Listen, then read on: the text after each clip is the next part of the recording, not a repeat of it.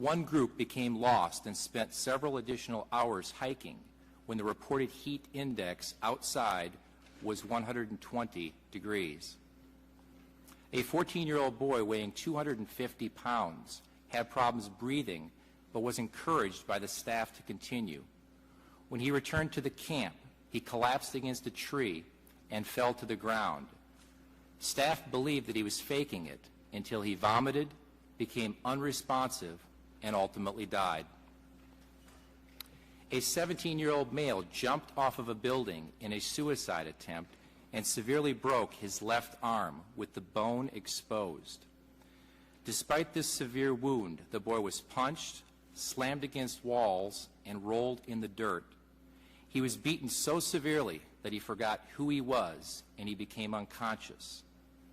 These beatings continued for 2 weeks before he was finally given medical treatment. A 16-year-old boy having trouble breathing and walking was tortured and humiliated for days. One staff told the boy that he deserved an Academy Award for faking it. He died later that day. An autopsy report for this boy showed 71 contusions and abrasions from head to toe. Another 16-year-old boy with asthma was placed in a face-down restraint by 3 staff members before he died. Another boy was restrained more than 250 times, including 2 times for more than 12 hours each. A 12-year-old boy weighing 87 pounds was placed in a face-down restraint with a staff lying on top of him until he died. And a staffer referred to as the drill instructor trained his pit bull to bite people in the crotch on command. A 17-year-old boy experienced this painful abuse.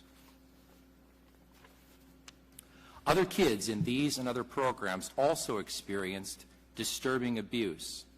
For example, boys at one boot camp were required to stand with bags over their head and a hangman's noose around their neck. The rope on this noose was tightened to simulate a hanging.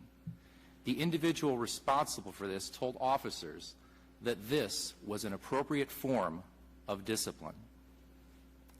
Another boy was forced to lie face down on a red anthill and was not allowed to brush the ants off of his face or his body. In a separate incident, this boy was required to lie on his stomach for 10 hours. He was only allowed to get up to vomit, and then he was required to clean up his vomit before he got down on the ground again.